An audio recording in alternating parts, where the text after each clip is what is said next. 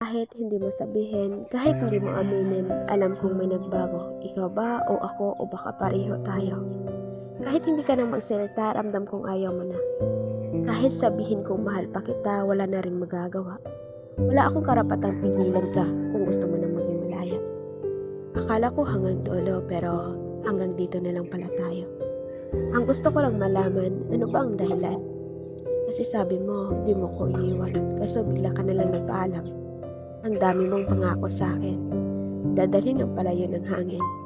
Yung mga pangarap na binuo natin, gawa lang pala yun sa buhangin.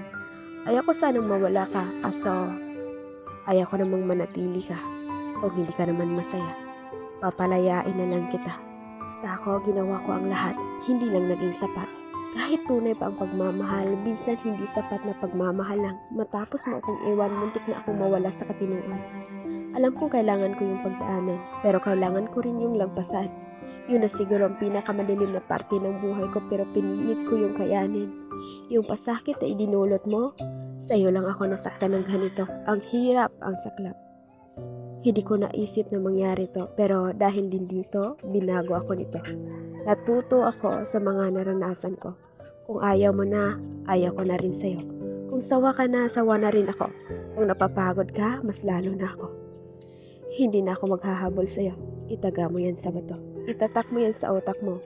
Wala nang mangungulit sa'yo. Akala mo ba ikaw lang ang taong nag-iisa dito sa mundo?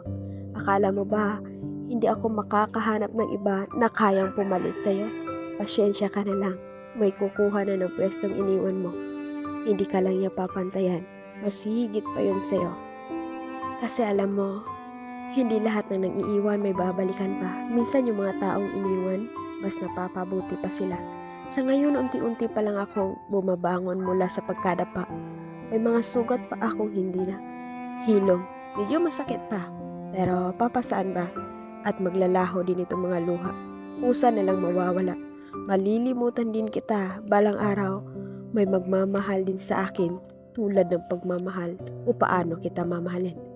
At sa araw na mangyari yon, wala na ako sa tabi mo dahil masaya na ako sa ibang tao. Kaya magpakasaya ka lang ngayon, hintay-hintay ka lang muna, paparating pa lang yon, gugulatin na lang kita at kapag dumating na siya, walang iyakan ha, huwag mo na rin subukang manumbat. Hindi mo na mababalik ang lahat. Pwede ka naman manghinayang, hindi ko maalis sa'yo yan. Kaso lang, wala namang mag-iiba dahil hindi na ako manghihinayang na nawala ka. Karma mo lang yan at swerte ko naman. Dahil sa pagkawala mo, dumating siya. Nakilala ko ang taong mamahalin ako ng bilang ako. Kaya bilang tugon sa pagdating niya, ako mismo ang magiging tamang tao para sa kanya.